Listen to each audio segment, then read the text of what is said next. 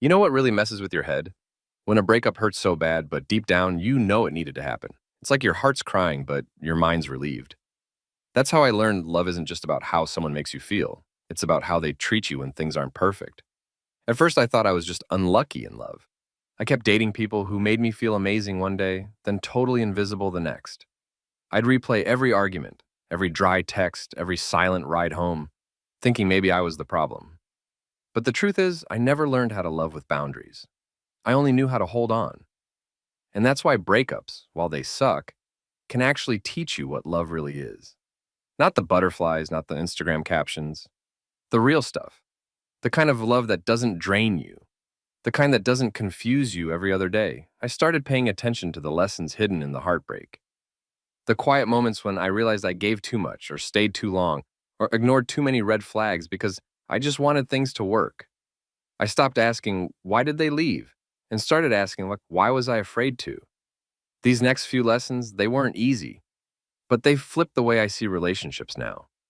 So if you've ever been heartbroken, ghosted, cheated on, or left wondering why love feels so complicated, keep listening. These are the things no one warns you about until your heart's already been broken. But once you learn them, you'll never love the same way again. You know how people say love is supposed to be easy? Yeah, that's cute. Until you fall for someone who makes you overthink everything. You confuse anxiety with attraction. I used to think that butterflies meant something was real. That nervous feeling before I saw him, the way my stomach dropped when he didn't text back, felt like passion. But really? That wasn't love. That was my body telling me I was in survival mode. I couldn't relax around him. I was always trying to be enough, to do more, say less, not scare him away. I got addicted to the highs and lows, and when he finally gave me attention, it felt like winning. But I wasn't in a relationship. I was in an emotional competition I didn't sign up for. Looking back, I realized love should make you feel safe, not sick. If someone's presence calms your anxiety, not triggers it, that's love. It's not supposed to feel like a guessing game every day. When I finally experienced consistency, it felt boring. Until I realized that boring was actually peace. You fall in love with their potential, not who they really are. He wasn't kind all the time, but he had sweet moments. He didn't listen much, but once in a while, he'd say something deep and thoughtful. And I held on to those moments like proof that one day he'd change. One day, he'd finally be the version of him I imagined in my head. That day never came. The hardest thing to accept is this. People show you who they are early on. We just don't want to believe it. I kept making excuses for him. He's tired, he's stressed, he just needs time. But the person in front of you is the person. You're not loving them. You're loving a fantasy. And that fantasy is what kept me stuck way longer than I should have been. You know what keeps people trapped in bad relationships? Not the fights, not the drama. It's the fear of being alone. You ignore your own needs to keep them happy. I didn't realize it until after the breakup, but I was slowly disappearing. I stopped talking about what bothered me.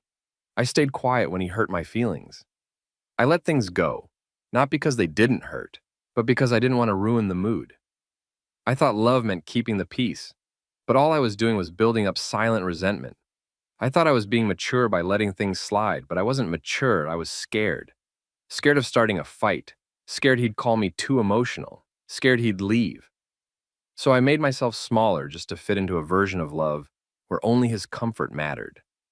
The moment I realized I could speak up, have boundaries, and still be lovable, that changed everything. Real love doesn't need you to shrink. You believe breaking up means you failed. This one broke me. I kept telling myself if I was a better girlfriend, he wouldn't have left. I blamed myself for everything, the arguments, the distance, the way we stopped laughing. I replayed it all like a movie, searching for the scene where I messed up. But relationships don't end because one person failed. They end because something no longer fits. I learned that someone leaving isn't always rejection. It's sometimes protection. Maybe he couldn't love me right. Maybe I was growing and he wasn't. Maybe we just wanted different things but were too scared to admit it. When love ends, it's not proof that you weren't enough. Sometimes it's proof that you're finally ready for something more. You know what's even harder than moving on? Letting go of the version of them you made up in your head. You stay for the memories, not the reality I used to replay our good moments like a highlight reel. The way he held my hand the first time, that dumb inside joke we had, how we couldn't stop texting each other at 2 a.m. I'd close my eyes and pretend we were still that version of us. But what I didn't want to face was that those moments were gone, and they weren't coming back. We weren't laughing anymore. He barely looked at me. Conversations were dry. And even though I knew something was off, I stayed, because I didn't want to lose the person he used to be. I thought if I tried hard enough, I could bring him back. But I couldn't. That version of him existed in the past, and I was loving a ghost. The present matters more than the memories. You can't build a future off a past that no longer exists. If someone makes you feel more alone with them than without them, the memories aren't enough. You confuse loyalty with self-sacrifice. I thought being loyal meant staying, no matter how much it hurt. I kept forgiving things I shouldn't have, just so I could say I didn't give up on us. I thought love meant holding on tighter when things got worse. But there's a difference between fighting for someone and fighting for a relationship that's already breaking you. I was loyal to someone who wasn't loyal to me, and the longer I stayed, the more I disappeared. Loyalty isn't about abandoning yourself to prove your love. It's about choosing someone who never makes you feel like you have to. You don't have to suffer to prove you care. You don't have to hurt to stay committed. That's not loyalty. That's emotional damage dressed up like love. You know what I learned the hardest way? You can love someone deeply and still not be right for each other. You love them more than you love yourself. This one hit the deepest. I gave everything, my time, my energy, my peace, to someone who didn't know how to handle it. I made them the center of my world. If they were happy, I was happy. If they were upset, I dropped everything to fix it. I thought that was love. But real love doesn't require you to forget yourself. I skipped meals to be on the phone with him. I ignored plans with friends just to keep him from getting mad. I lost sleep, cried quietly into pillows, and still told myself, this is just what love looks like. But that wasn't love. That was me abandoning myself to keep someone who didn't even notice I was breaking. After we broke up, I didn't just miss him. I had to figure out who I was without him.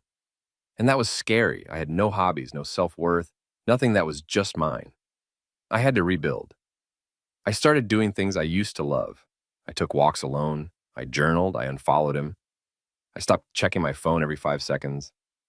And slowly I found myself again. Loving smarter means knowing that you come first, not in a selfish way, but in a way that protects your heart. When you love yourself fully, you stop begging for someone else to. You start attracting people who match your peace, not disturb it. So if you're hurting right now, I get it. But I promise this.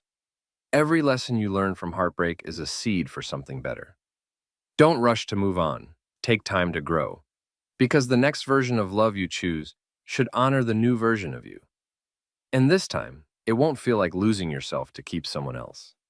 It'll feel like coming home.